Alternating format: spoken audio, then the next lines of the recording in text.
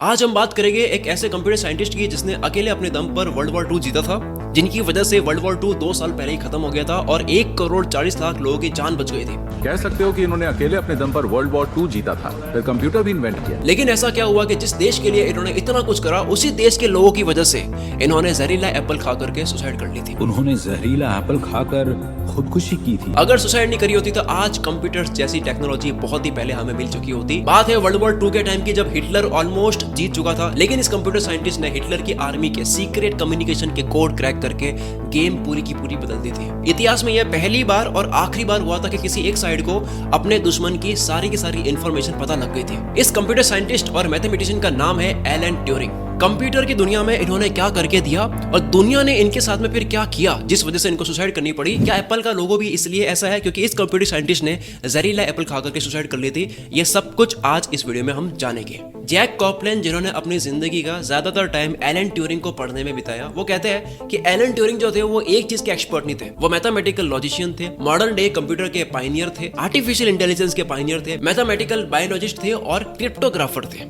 Cryptographer क्या होता है? क्रिप्टोग्राफर का काम होता है कि किसी भी मैसेज को, किसी भी बात को कोड वर्ड वाली लैंग्वेज में कन्वर्ट करना, जिसको इनक्रिप्शन कहते हैं, और साथ में कोई भी इनक्रिप्टेड लैंग्वेज होती है उसको डिक्रिप्ट करते हैं, यानी कि कोड वर्ड वाली लैंग्वेज का पता लगाते हैं कि इसका मतलब क्या है। व्हाट्सएप में जो इनक्रिप्शन होता है कहता है कि हमारा जो डेटा है वो इनक्रिप्टेड फॉर्म में स्टोर्ड है, बिल्कुल वैसा ही। एलन ट्यूरिंग को मशीन्स बहुत ज्यादा अट्रैक्ट करती थी। वो कुछ भी सोचते थे तो मशीन में सोचते थे कि यार ये चीज मशीन में बन सकती है, नहीं बन सकती। 20th सेंचुरी में इनके सामने दूसरा और कोई साइंटिस्ट नहीं था जिसने इतने सारे फील्ड्स में रेवोल्यूशन लाने की कोशिश की हो। एलन ट्यूरिंग के बाकी सब्जेक्ट में भले नंबर ना आते हो, लेकिन मैथ्स और साइंस की बात करें तो वो बहुत ज्यादा शार्प थे। केवल 15 साल की एज में ये आइंस्टाइन की जनरल थ्योरी ऑफ रिलेटिविटी और न्यूटन के सबसे कॉम्प्लिकेटेड रिसर्च पेपर्स को इन्होंने घोलकर पी लिया था 15 साल की एज में। और 23 साल की एज में 1936 में ये एक रिसर्च पब्लिश करते हैं जिसका नाम था ऑन कंप्यूटेबल नंबर्स, जिसमें ये यूनिवर्सल मशीन के प्रिंसिपल्स बताते हैं, जिसको आज दुनिया कंप्यूटर की एज का फाउंडिंग डॉक्यूमेंट कहते हैं। आज के मॉडर्न कंप्यूटर्स जो हम यूज कर रहे हैं वो इसी प्रिंसिपल्स के आधार पर बने हैं जो इन्होंने बताए हैं, जिस वजह से एलन ट्यूरिंग को मॉडर्न कंप्यूटर साइंस का फादर कहते हैं। आप स्क्रीन पर ये देख सकते हो, ये मशीन इन्होंने बनाई है जिसे ट्यूरिंग मशीन कहते हैं, जिसमें इनफाइनाइट टेप यूज हो सकती है और इस टेप पर सिंबल से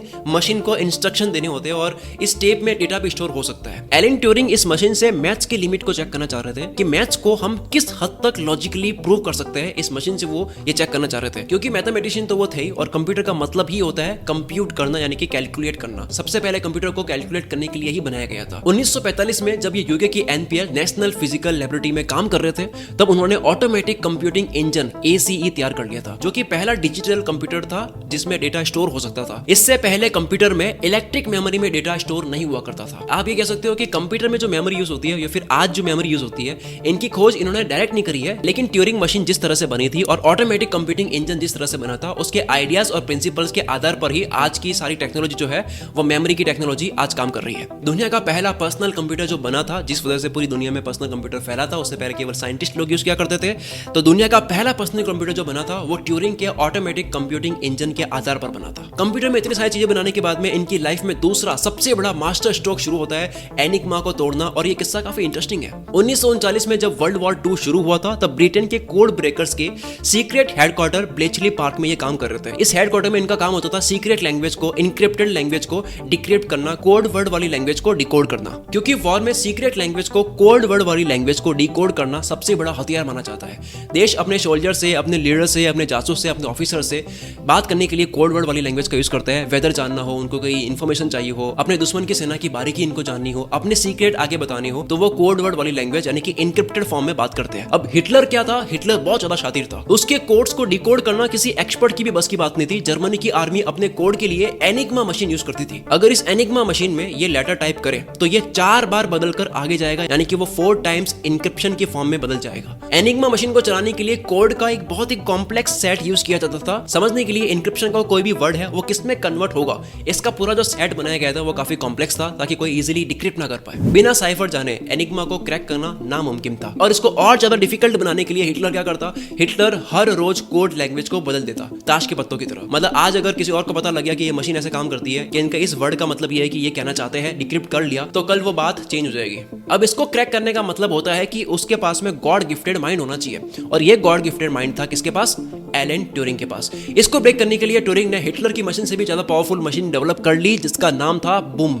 ये मशीन हिटलर की एनिग्मा मशीन से 36 गुना स्ट्रांग थी। बूम मशीन की वजह से ये लोग मैसेज को डिलीवर होने के 1-2 घंटे में ही उसको डिकोड कर सकते थे। नॉर्मल मैसेज को डिकोड करना तो अब काफी आसान हो चुका था, लेकिन अब इनको भिड़ना था जर्मन की नेवी आर्मी से कि इनके बीच में कम्युनिकेशन जो हो रहा है उसको कैसे डिकोड किया जाए, क्योंकि जर्मन नेवी की कोड और भी ज्यादा डिफिकल्ट थे। जर्मन का यू बोट नाम की एक शिप थी जो ब्रिटेन की सप्लाई को अटैक कर रही थी। कोई भी शिप यूएस से यूके के लिए वाइटल सप्लाई के लिए, खाने पीने की चीजें सप्लाई करने के लिए अटलांटिक ओशियन से लेकर जाते थी, तो जर्मनी की पावरफुल यू बोट उसको मार गिरा रही थी। और अगर इसको ना रोका जाए, इस अटैक को ना रोका जाए, तो ब्रिटेन में बहुत ही जल्द भूखमरी देखी जा सकती थी।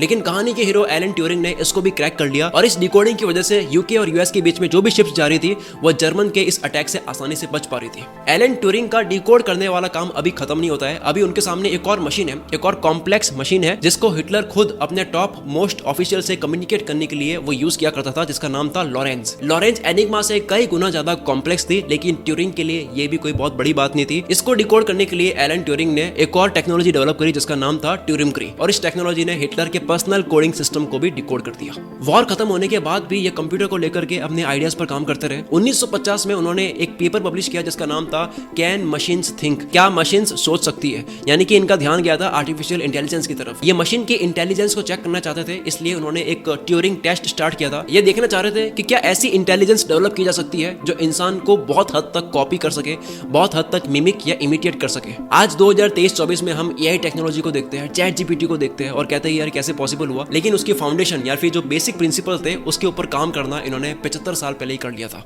अब तक तो हमने ये जाना कि भाई इन्होंने दुनिया के लिए क्या करा, वर्ल्ड वॉर के लिए क्या करा और कंप्यूटर की दुनिया में इन्होंने क्या करा। अब हम जानते हैं कि दुनिया ने इनके साथ क्या करा, क्यों इनको सुसाइड करनी पड़ी। अगर थ्योरीज की माने तो वर्ल्ड वॉर 2 के बाद में इनका नाम मिटाने की पूरी कोशिश की गई थी। इन्होंने 1945 में दुनिया का पहला मॉडर्न कंप्यूटर का प्लान पूरा तैयार कर लिया था, लेकिन नेशनल फिजिक्स लैबोरेटरी में इनके एम्प्लॉयर्स ने उनको जरा भी तवज्जो नहीं दी और इसलिए इनको ये आइडिया ड्रॉप करना पड़ा। 1948 की बात कर रहा हूं, उस टाइम ये आर्टिफिशियल इंटेलिजेंस का प्लान बनाते हैं, लेकिन उनके डायरेक्टर वो कहते हैं कि यार बच्चों की चीज है और इस आइडिया को डस्टबिन में फेंकवा दिया।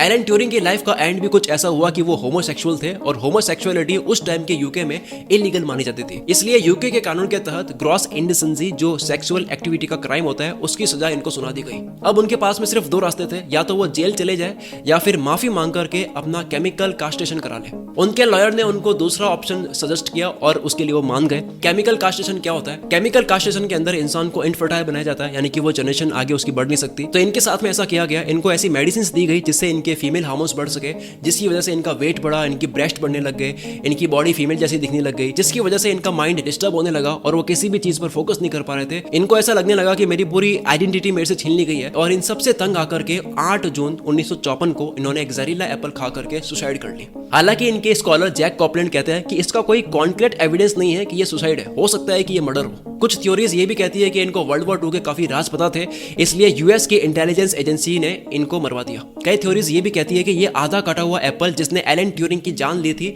वही स्टीव जॉब्स की एप्पल कंपनी के लोगो का इंस्पिरेशन बना। और अगर आपको ध्यान हो तो एप्पल का लोगो जो था वो शुरू में रेनबो कलर का था और यही रेनबो एलजीबीटी कम्युनिटी का सिंबल भी है। अगर आप देखो तो आपको काफी सिमिलरिटी नजर आ रही होगी और एलन ट्यूरिंग इसी कम्युनिटी से बिलोंग करते थे, इसलिए कई लोग ऐसी थ्योरी बनाते हैं कि एप्पल के लोगो का आइडिया जो है वो उनकी कहानी से आया था। पर इस लोगो के डिजाइनर जॉन चनॉफ और स्टीव जॉब्स से इसके बारे में पूछा गया, रेनबो फ्लैग वाला एप्पल जिसका एक बाइट खाया गया है, लोगो वहीं से आया? तो वो दोनों ही गिल्ट में थे और स्टीव जॉब्स ने कहा काश ऐसा होता। नहीं, ये तो हमने कुछ फ्रेंडली लगने वाले शब्दों से सोचा, पर अगर यही कहानी होती तो कमाल की होती है ना। अगर आपको ये वीडियो पसंद आई है तो आपको निकोला टेस्ला की कहानी बहुत ज्यादा पसंद आएगी, क्योंकि इनकी भी कहानी में ऐसा हुआ था कि इन्होंने बहुत खोजें करी लेकिन अंत में इनके साथ में कुछ अच्छा नहीं हुआ था। और अगर आप चाहते हो कि मैं सेम ऑल्टमैन के ऊपर भी वीडियो बनाऊं कि कैसे इन्होंने चैट जीपीटी बनाया और इनकी लाइफ की शुरुआत कैसे हुई थी, तो कमेंट में आप सेम ऑल्टमैन लिख सकते हो। अगर डिमांड ज्यादा हुई तो मैं जरूर बनाऊंगा। मिलते हैं हम अगली वीडियो में। Wish you all the very best. मैं शकील कुल मित्र से आपके सपनों को सपोर्ट करता हूँ।